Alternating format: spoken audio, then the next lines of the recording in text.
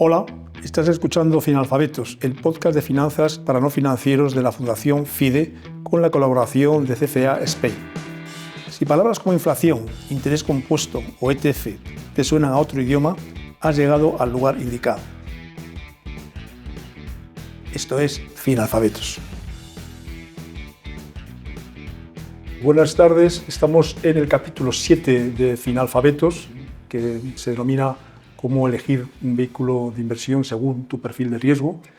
Como sabéis, Finalfabetos es una idea promovida y empujada por la Fundación FIDE, con la colaboración del CFA Instituto Spain, con la colaboración de bancos, gestoras de fondos de inversión y compañías de seguros. Bueno, como he dicho anteriormente, vamos a ver hoy cómo elegir un vehículo de inversión según tu perfil de riesgo. Y yo antes que nada quería poner y que tiene que ver con esta pregunta, quería poner un ejemplo que a mí me ha ocurrido personalmente, y es que yo tengo un hijo mío que tiene aproximadamente 24 o 25 años y hace poco me dijo que había comprado bitcoins, ¿no? Y la verdad que le dije, pues mira, la verdad que creo que no es una buena idea comprar bitcoins, pero ¿cómo? Está subiendo para arriba, etcétera. Y le dije, pues mira, no, porque detrás del Bitcoin no hay absolutamente nada, no hay un balance, no hay una cuenta de resultados, ni siquiera es el oro, que el oro tiene un valor porque hay gente que quiere comprar un collar de oro, pero un Bitcoin es que no tienes nada detrás. Y por lo tanto, Sila Piñero, vicepresidente de CFA Spain, ¿no? Me gustaría que me contaras qué decía, cómo debía de abordar una persona joven, ¿no? A la hora de elegir en qué invertir o cómo invertir o qué hacer, ¿no? ¿Qué es lo primero que tendría que hacer una persona joven? Sí, bueno, pues yo creo que son varias las cosas que debería de hacer al principio, ¿no? Antes de invertir directamente en algún activo. Probablemente hacer un análisis de cuál es su situación patrimonial, tener en cuenta, bueno, pues cuáles son mis ingresos, cuáles son mis gastos, cuánto dinero puedo destinar al ahorro, mejor si es de forma periódica sin que mi situación patrimonial o mi situación financiera sufra. Eso es lo primero, de qué dispongo para invertir. Y después probablemente pensar y tener en cuenta cuál es su perfil de riesgo, que me parece ¿Qué significa eso de que cuál es mi perfil de riesgo? El perfil de riesgo al final, bueno, pues ahora lo explicaremos porque está determinado por distintos factores, pero al final lo que nos dice es cuánto riesgo puede asumir un inversor, ¿no? En función de muchos factores. Factores económicos, en función de cuál es su situación financiera, en función de cuál es el espacio temporal de esa inversión, por ejemplo, factores económicos, pero también en función de factores psicológicos, es decir, cuánta pérdida soy capaz de aguantar con mis inversiones y también cuál es mi expectativa de rentabilidad a la hora de invertir, ¿no? Entonces, juntando un poco todos estos factores, conseguimos tener ese perfil de riesgo que nos dice cuánto riesgo como inversor es capaz de asumir. Muchas gracias, Sila. También está con nosotros David Lesmar, country head de Bontobel, posiblemente una de las gestoras también más importantes europeas, ¿no? Que gestionáis aproximadamente 120.000 millones de euros, ¿no? La verdad que, en fin, son unos cuantos miles de millones de euros, ¿no? Y quería seguir con este ejemplo, ¿no? Que antes ha comentado Sila. Bien, cuando hablamos de ese horizonte temporal, ¿no? La verdad que yo, con 24 años, también he tenido experiencias antes que hubiera el Bitcoin, de gente que se metía en renta variable en bolsa y compraba 5, 6, 7 valores y se ponía a especular sin más, ¿no? Otro consejo para una persona joven que lo que quiere en todo caso es invertir, que acaba de decir Sila, ¿no? Ese horizonte temporal, ¿qué debe ser? A corto plazo, a medio plazo, a largo plazo, dependiendo del activo. ¿Cómo él define, oye, cuál debe ser mi horizonte temporal de inversión? No. La verdad que lo lógico sería pensar que una persona joven tiene un horizonte temporal largo, pero no necesariamente tiene por qué ser así, y me explico. También al final, en muchas ocasiones, invertimos para determinados fines, ¿no? Uno puede pensar en tener dinero para la jubilación, ¿no? Entonces, claramente ahí, si además eres joven, el horizonte temporal será largo. Pero ¿por qué no pensar que una persona joven, y es un tema desgraciadamente muy de moda, ¿no? El alto precio que, por ejemplo, las viviendas tienen, tanto ya sea para adquirir, ¿no? como para vivir de alquiler.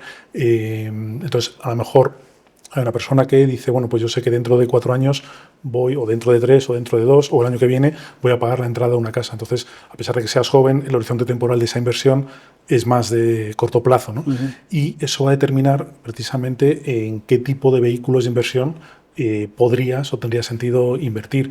Lo lógico, al final, lo que nos dice la teoría es que a mayor horizonte temporal, mayor riesgo podrías llegar a asumir tu inversión, puesto que si hay oscilaciones y puntualmente tu inversión pierde algo de valor, tienes suficiente tiempo para recuperarlo, ¿no? Lo que no tiene ningún sentido es que alguien que necesita el dinero, como digo, en un periodo de plazo corto, invierta de repente en activos que puedan tener algo de volatilidad.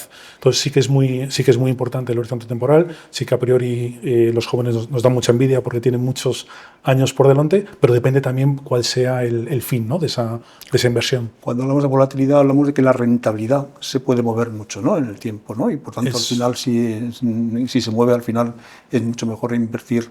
A lo mejor si inviertes en un activo de mucho riesgo, es invertir en el largo plazo en todo caso. Pero bueno, yo en este caso sí que quería decirle a Sila, o sea, que estamos viendo que entonces el tema de la temporalidad sí que tiene que ver mucho con los activos. O sea, habrá activos, me imagino, ¿no? Sí. Como la letra del tesoro, del tesoro a 3 meses, que dan el 4% o el 3%, pues es un activo claramente a corto plazo. Pero yo sigo insistiendo con el ejemplo que antes he puesto de algunas personas jóvenes que se meten en renta variable, ¿no? O sea, podríamos ligar el horizonte temporal con ese riesgo, es decir, con eso que posiblemente cuando decimos no a largo plazo siempre se gana en renta variable en bolsa, podemos ligar cada activo a un horizonte temporal. Bueno, normalmente cuanto más riesgo tiene un activo, mayor es el horizonte temporal que necesitas para invertir en ese activo. Es decir, si yo sé que dentro de un año tengo que entregar la entrada a mi casa, pues es mejor que no invierta en renta variable, porque aunque a largo plazo es probable que la renta variable suba y saque una buena rentabilidad, en el corto plazo no sabemos exactamente lo que va a pasar y justo puede coincidir que cuando necesitas retirar el dinero hay una mala racha de mercados, una caída de mercados y tus inversiones están sufriendo en ese momento y no es el mejor momento de venta, ¿no? Entonces sí que es cierto que si quiero invertir en un activo con más riesgo tengo que disponer de un mayor horizonte temporal. O sea, claramente, entonces nunca especularías, porque además llevas gestionando activos muchos años, ¿no? Nunca especularías con renta variable, no estarías comprando y vendiendo muy a corto plazo, ¿sí? No debería. No debería porque desde luego te puedes llevar una sorpresa, eso ya después en función de lo que quiera cada uno, ¿no? Pero las sorpresas están ahí. Pero claro, sí, si me permites, José Manuel, sí. ahora que dices eso Sila, y tú mencionas la palabra especular, ponías el ejemplo, que no hago referencia a tu hijo, como decías antes, pero has mencionado gente joven, Bitcoin, etcétera. Yo creo que un tema muy importante, ahora que estamos hablando del horizonte temporal, también es tener en cuenta o distinguir que invertir no significa especular. Es decir, no es fácil ser joven ahora porque están sometidos a numerosos inputs. Las redes sociales, hasta donde sé, están llenos de influencers o incluso influencers financieros y parece que hay una tendencia a pensar que es fácil dar pelotazos, hacerse rico de manera fácil y sobre todo de manera rápida, ¿no? Y yo creo que eso es algo que, como decías tú antes, que la preparación y la formación es muy importante y saber que esto no es una carrera de corto plazo, sino que es importante tener unas metas y invertir de manera progresiva y no buscando hacerte millonario de la noche a la mañana, porque eso no es sobre todo aquellas personas que recomiendan hacerse millonario, es actuar de una forma. Si realmente uno se hiciera millonario, esas personas no estarían posiblemente dando consejos, estarían en Miami tumbados en la playa tomando el sol, ¿no? Posiblemente, ¿no? Perfectamente. Sí, y entonces, bueno, mientras más o menos estamos como decidiendo en qué invertir, etcétera, ¿no? O cómo invertir, se define ese perfil de riesgo, ese horizonte temporal, algunos activos que son más volátiles unos que otros, ¿no? ¿Qué tipo de productos consideras más adecuados para alguien que tenga poca experiencia y que sobre todo tenga pocos recursos, ¿no? Es decir, y eso que yo, por ejemplo, soy de la opinión y en esto también me gustaría preguntarte si hay alguna diferencia entre invertir y ahorrar, si para ti es diferente. ¿Qué tipología de productos crees tú que podría ser bueno para una persona que va a empezar? Voy a empezar ¿Qué le puedo pedir a un activo? Me voy a comprar, por lo tanto, ¿qué me compro mañana? ¿No? Ya sé que hay que definir el perfil de riesgo. Imagínate que tenemos el perfil de riesgo definido, Sí. pero no tengo todavía ningún conocimiento. Seguro que el resumen de esto es que al final tengamos que tener 4 o 5 conceptos muy claros, ¿no? Ya veremos exactamente qué conceptos. Pero una persona joven, ¿en qué deberías tú? Imagínate un perfil medio, un perfil equilibrado, ¿no? Sí. Hay conservadores, muy agresivos, etcétera. Un perfil equilibrado lo que quieres más o menos invertir y ahorrar, pero con poco dinero y sin conocimiento. Sí. ¿Qué tipo de producto te meterías tú o qué le pedirías tú a ese producto en todo caso? Sí, bueno, vamos a ver, yo primero señalar un poco lo que se comentaba antes, que es importante que si vas a empezar a invertir, que es algo que todos deberíamos hacer lo antes posible, tengamos una mínima formación y sepamos un poco lo que estamos haciendo o lo que van a hacer otros por nosotros, ¿no? Simplemente me parece significativo porque es tu dinero y tienes que cuidar de tu dinero también, ¿no?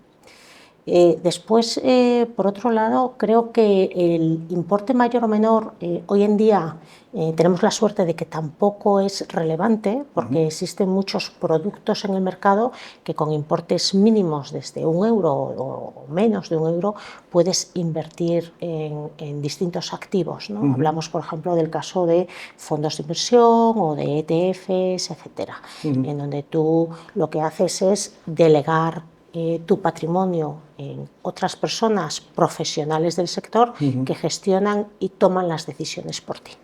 Yo lo que haría, probablemente en este caso en el que no tengo una formación financiera y estoy un poco perdido con las distintas posibilidades, que son muchas, es delegar ese dinero, independientemente, como digo, del tamaño, que no me parece tan relevante, delegar ese dinero en un profesional, en alguien que trabaje en el sector y que sepa cuáles son los riesgos y las posibilidades de cada activo. Eso es importante, Sila, Navid, eso es importante porque al final hoy el acceso al sector financiero y sobre todo a través de Internet, por ejemplo, pues mucha gente joven entra en Internet e invierte a través de cualquier plataforma, ¿no? Cuando estamos hablando de riesgo, ya no estamos hablando de riesgo activo, sino de riesgo del que te va a asesorar o el que te va a comprar esa acción o ese fondo de inversión. ¿Qué riesgo hay en este caso? Es decir, ¿qué debería haber un cliente a la hora de decir, oye, voy a comprar este producto? ¿Qué debería de haber de la entidad al que se la está vendiendo en todo caso?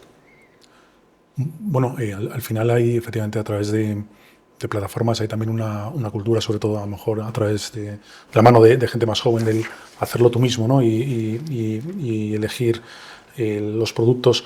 Yo ahí un poco como en línea con lo que decía Sila, creo que la formación es importante y en caso de no tenerla, no hay que tener miedo a ponernos en manos de la entidad financiera. No hace falta que nosotros seamos expertos. Yo cuando tengo un problema médico, bueno, pues me pongo en manos de un buen médico y me fío, a lo mejor pides 2 opiniones, pero te fías del profesional. Lo digo porque ahora mismo no solo hay accesibilidad a productos financieros desde importes muy bajos, como decía Sila, sino que se ha universalizado los servicios de inversión que a lo mejor hace 10, 15, 20 años estaban reservados para personas que tenían un determinado patrimonio.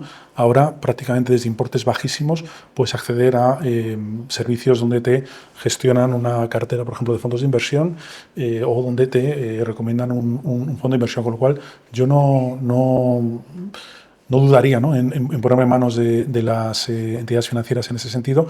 Y respecto al riesgo que comentabas, me gustaría decir, y lo digo aunque en nuestro día a día a veces lo sufrimos, pero somos un sector hiperregulados, muy regulado, y eso al final da unas garantías tremendas a los inversores, ¿no?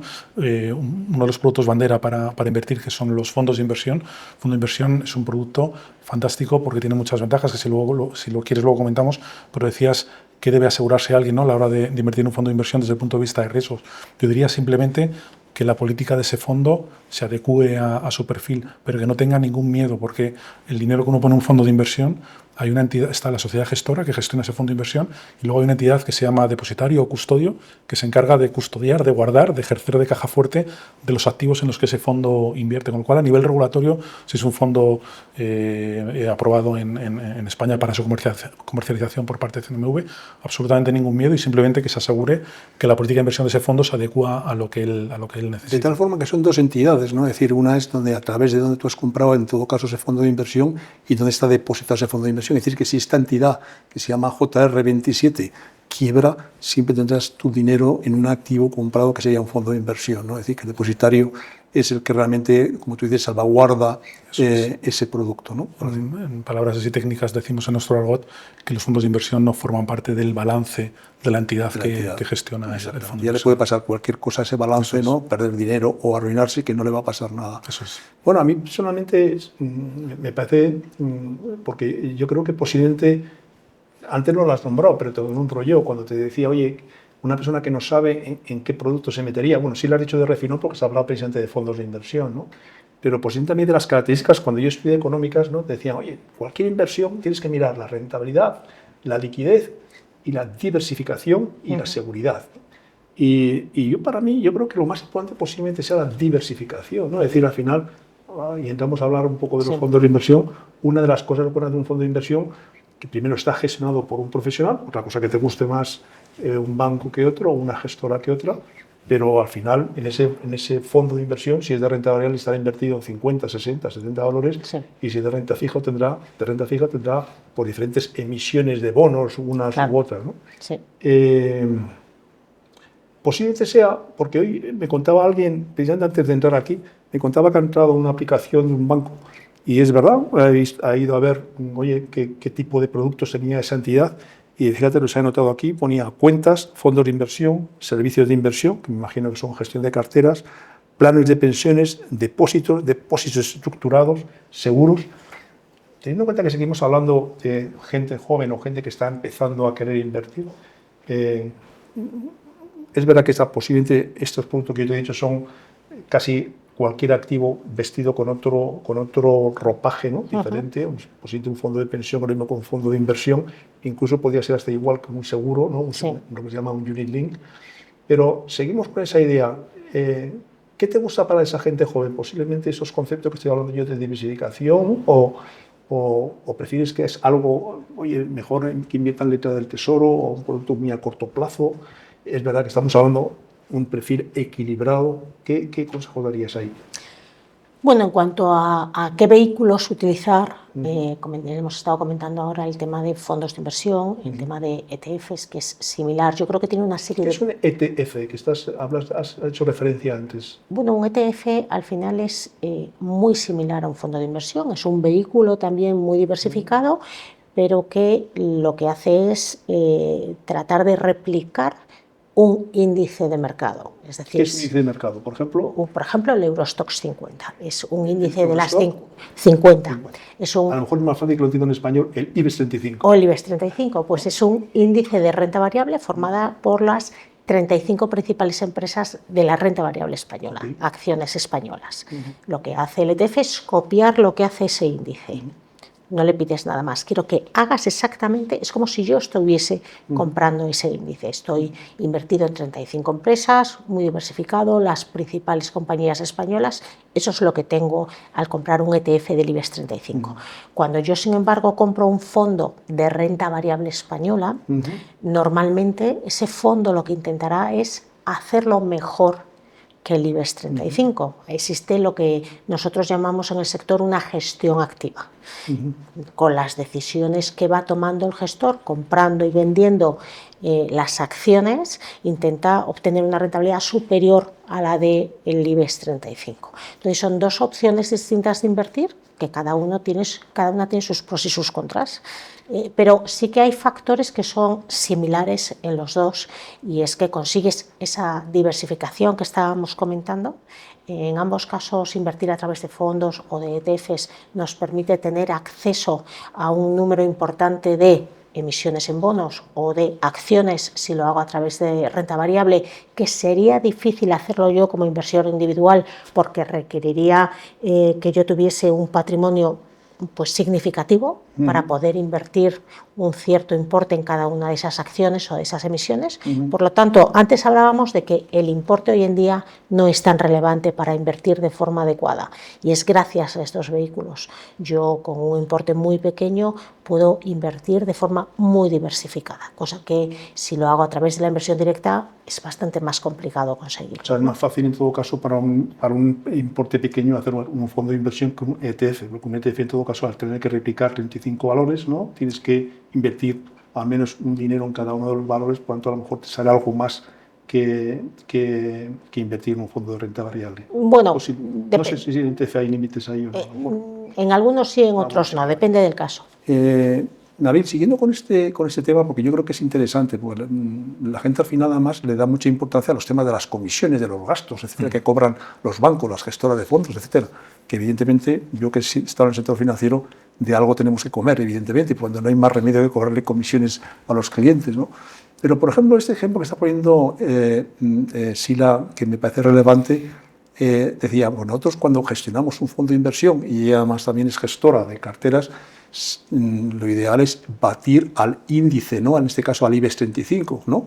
Y así lo hará mejor que el ETF, que es no más que una réplica de los 35 valores. ¿Y qué pasa si realmente no bates al índice? Estás por debajo del índice. Al final, es fácil que un gestor esté sistemáticamente por debajo del índice, o posiblemente a lo mejor le quedará poco tiempo de trabajo, ¿no?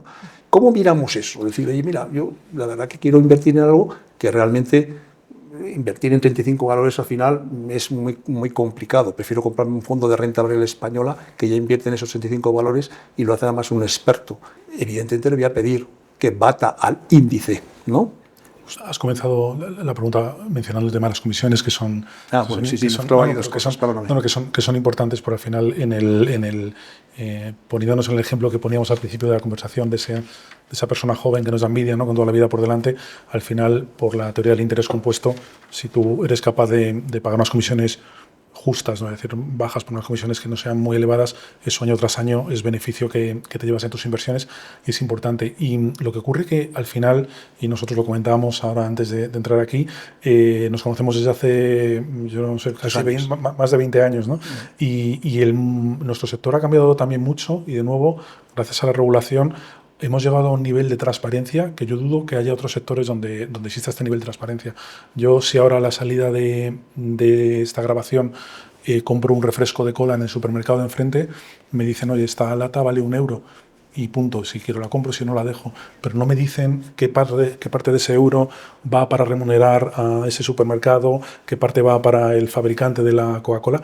En su sector sí que te lo dicen. Es decir, si tú eres un inversor por regulación, por una normativa que salió, que se llama MiFID, que está ahora en vigor su segunda versión y que desde hace tiempo se está discutiendo ya la tercera versión, recibes cada año un informe. Si tú eres, poniendo el ejemplo que decíamos antes, has invertido en un fondo de inversión a través de un banco, por decir un ejemplo sencillo, tú cada año recibes un informe en el que te dicen cuál es la comisión de gestión de ese producto y cómo se reparte esa comisión de gestión entre el fabricante, en este caso la gestora, y el distribuidor. Por lo cual yo creo que a día de hoy existe mucha transparencia. Volviendo al ejemplo que decías, si uno decide invertir en un fondo de, como decía Sila, de gestión pasiva, que lo que quiere, o un ETF, que lo que quiere es replicar en un índice, las comisiones de gestión de ese vehículo deberían ser bajas, porque simplemente se trata de replicar, no tiene que tomar ninguna decisión activa. Y en gestión activa, como decías, que intentamos batir a los índices, hay que tener en cuenta que la comisión debería ser algo mayor porque hay que pagar una serie de analistas, una serie de visitas a las compañías y, como decías, José Manuel, si alguien sistemáticamente no es capaz de batir el índice, pues debería buscarse otro trabajo. Y lo bueno además es que ahora hay mucha información, hay herramientas gratuitas, accesibles a todo el mundo, que te permiten comparar unos vehículos con otros, y realmente en el medio y largo plazo solo sobreviven aquellos vehículos que sean competitivos, ¿no? Claro, por eso he mezclado estos dos conceptos, ¿no? De comisiones y de batir el índice, precisamente porque hay mucha gente que dice, oye, el ETF es baratísimo, me lo compro porque, oye, prefiero lo replico yo y ya está. Bueno, ahí vas a obtener la rentabilidad que hagan esos 35 valores en el año, y en todo caso el objetivo del gestor es batir siempre ese índice. Puede ser, evidentemente, sobre todo en productos con mucha volatilidad, que se mueve mucho la rentabilidad, que al final no bata un año al índice, pero lo normal, sin perjuicio de que al final este señor se vaya a la calle, ¿no? De eso tal, lo normal es que batan al índice en el medio largo plazo, ¿no?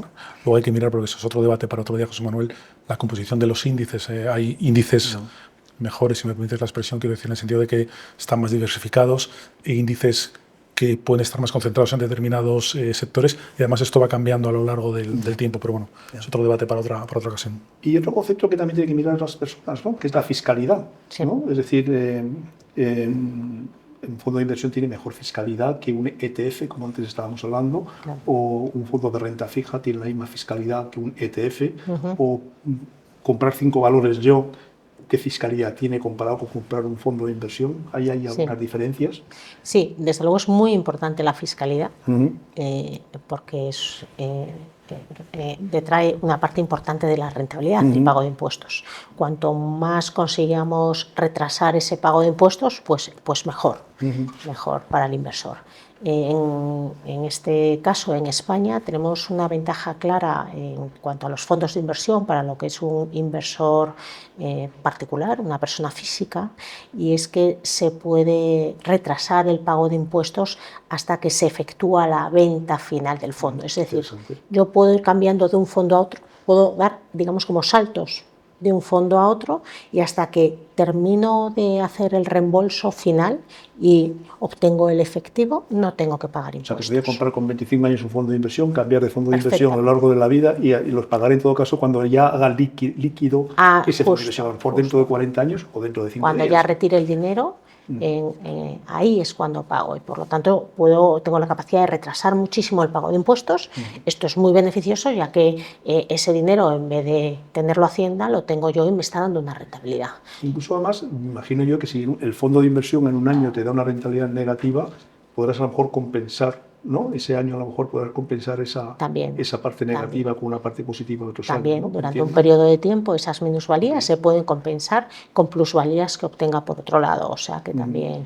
Y esta ventaja que tienen los fondos de inversión en España, pues no lo tienen otros vehículos, como es el caso de los ETFs, por ejemplo, ¿no? O sea que desde luego, desde el punto de vista fiscal, en España, bueno, pues los fondos de inversión hoy por hoy tienen una ventaja clara. Ya. Nabil, bueno, vamos a ver si nos queda alguna cosa más, pero para mí es muy relevante, bueno, primero esto que está precisamente empujando FIDE conjuntamente con CCA y conjuntamente con vosotros, ¿no? Con todas las gestoras, etcétera, y es una formación financiera para alguien que está empezando a invertir, sea joven o sea más mayor, ¿no? Pero claro, al final la gente, uno es médico, otro es ingeniero, otro se dedica al marketing, otro se dedica a otras cosas, ¿no? Y la verdad que es muy complicado al final tener conocimientos profundos de esos temas, ¿no? Y por lo menos en mi opinión es que lo que es importantísimo es verdad que posiblemente, por supuesto, estos podcasts se oigan, ¿no? Esos 10 podcasts, ¿no? Porque estamos hablando, aunque de vez en cuando intentamos ratificar ideas que hemos conseguido de otros capítulos, pero posiblemente mi opinión es que lo importante posiblemente es que la gente, sobre todo cuando vaya a un banco, vaya a una gestora o vaya a una compañía de seguros, donde vaya a comprar, quiera ahorrar o quiera invertir, que tenga 4, 5, 6 conceptos claros, ¿no? ¿Tú me podrías decir cuáles sean esos conceptos? Bueno, 100% de acuerdo que la educación si los financiera, tienes, si los crees. No, 100% de acuerdo que la educación financiera es clave, y muchos de los que estamos en este sector hemos dicho que, bueno, se han hecho progresos, pero históricamente hemos tenido la sensación de que había, como país, menos cultura financiera que en otras regiones. De hecho, cuando uno mira, por ejemplo, el porcentaje de inversión que hay en depósitos en cash, lo que llamamos en cash sin remunerar, en España, pues da un poco idea de que a veces la gente puede tener miedo, ¿no? a invertir. Y de hecho en el mundo anglosajón, por ejemplo, la exposición a renta variable que ha comentado antes Sila, que en el largo plazo suele ser el activo que mejor funciona, es bastante más bajo, es bastante más alto en el mundo anglosajón que aquí, ¿no? Entonces, ¿qué conceptos debería tener claro alguien? Bueno, sobre todo lo que hemos comentado al principio, definir o intentar ser conscientes de cuál es tu perfil de riesgo, definir muy bien cuál es tu horizonte temporal, definir muy bien tus metas. Puedes tener varias metas en paralelo, como decíamos antes. Hoy esta parte de mis inversiones es para jubilarme, mientras que esto es para pagar la entrada de un piso dentro de un año, o incluso para irme de vacaciones dentro de 6 meses, ¿no? Entonces, tener muy claro una serie de conceptos, tener claro que cualquier inversión implica un riesgo. Hay productos que tienen un riesgo mínimo, pero cualquier inversión implica un riesgo, pero no hay a priori, y eso es también un tema cultural y muy importante remarcar, no hay mayor riesgo que no hacer nada con el dinero, ¿no? Veníamos de Hemos vivido, y para que esto sirva para cualquier momento en el que alguien lo escuche, pero hemos vivido a lo largo de los últimos 20-30 años en España momentos de inflación mediana o alta, luego hemos vivido épocas de inflación muy, muy baja y luego hemos visto últimamente también periodos de inflación alta. Y para mí hay un gráfico tremendo que es coger no sé, un billete de 10 euros, ¿no? Dicen, si usted ese billete de 10 euros lo hubiera metido, como se dice coloquialmente, debajo del colchón, si no ha hecho nada con él y lo saca en 20 años, no tiene el billete, tiene la mitad del billete. Entonces, yo creo que el concepto inflación, el concepto riesgo, el concepto horizonte temporal, son conceptos que estaría fenomenal que la gente fuera asimilando. Y luego hay también, y FIDE es un buen ejemplo, hay también multitud de herramientas gratuitas. En la propia comisión, la CNMV tiene manuales disponibles en su página web. Es decir, vivimos en un mundo donde la tecnología, Internet, nos da acceso a un montón de herramientas, y sí que animo a todo el mundo a que intente también investigar un poco por su cuenta, sin pretender hacerse un experto. Me refiero que lo que hemos comentado, que no le dé miedo a la gente ponerse en manos de su entidad financiera, que su entidad financiera es un sitio que está hiperregulado y donde le van a recomendar lo más adecuado para esta persona. A pesar de que yo creo que ha quedado claro más o menos, y yo creo que Nabil a lo mejor podíamos terminar con esta, pero se me ha ocurrido justamente cuando Nabil estaba hablando que la gente se fíe de su entidad. Yo, más de bueno, no sé, a lo largo de mi vida financiera, todo el mundo, vamos, cuando hay gente alrededor que no es de una entidad financiera y tú eres una entidad financiera y te quieren preguntar, siempre todo el mundo piensa que las entidades financieras barren para casa, ¿no? Es decir, sí, que de alguna forma siempre estamos intentando meter a nuestro cliente en un producto que tenga una comisión más alta o que nosotros le cobremos más a un cliente, etcétera. Y yo he tenido discusiones al respecto. Yo, por lo menos, sí, he llegado a ser director general de una entidad financiera, incluso presidente de una gestora de fondos, y la verdad que nunca, jamás en la vida tenía ninguna presión para intentar sacar más comisiones del cliente, ¿no? ¿Qué opinión tienes al respecto de ese tema? Ya sé que es un tema complicado, ¿no? Es decir, tú en tu proceso sí, que también has estado en diferentes entidades, sí, has tenido presión, y esta pregunta no está sin preparar, se me ha ocurrido porque sí, me la ha contado Nabil, sí, ¿no? Pero me parece relevante porque hay mucha gente que lo piensa, ¿no? Bueno, yo creo que es mayoría, desgraciadamente, sí, sí, ¿no? Desde la crisis del 2008 se ha ido creando una fama muy negativa sobre el sector financiero y sobre la banca. Es una pena que ha contagiado a todo el sector y que está costando mucho cambiar, ¿no? Sí, cuando Nabil ha dicho hoy, hay muchos miles de millones de sí, dinero en depósitos que no rentan absolutamente nada, claro, al cliente, y que me dice él, no, lo tienes debajo de un colchón, eso es absurdo, ¿no? Sí, pues, es que, bueno, yo creo que lo que tiene que pensar la gente, y lo que he experimentado yo en las distintas entidades en las que he trabajado a lo largo de los años, es que lo que es realmente rentable para la entidad es que el cliente permanezca contigo mucho tiempo. Claro, claro, cuantos más años mejor, y para eso tiene que estar contento, y la prioridad, por lo tanto, es darle lo que más le conviene y no probablemente lo que sea más rentable para el banco, porque eso al final tiene un horizonte temporal bastante corto. Siempre acabas obteniendo un cliente descontento, desencantado, y que se va a cambiar de entidad. Y yo creo que por mi experiencia personal y bueno, pues por lo que es un negocio en general, el objetivo siempre es que el cliente permanezca contigo cuanto más mejor, ¿no? Muy bien, pues muchísimas gracias a los dos. Yo creo que para mí la conclusión siempre es, oye, formación, 3, 4, 5 conceptos claros, ¿no? Es verdad que no tienes que ser un experto, tienes que ser un banquero, pero evidentemente sí tener 4 o 5 conceptos claros y que puedas relacionarte con tu banquero tranquilamente y que no te dé la sensación de que eso lo único que está buscando es comisiones, ¿no? Muchísimas gracias. Gracias. Gracias.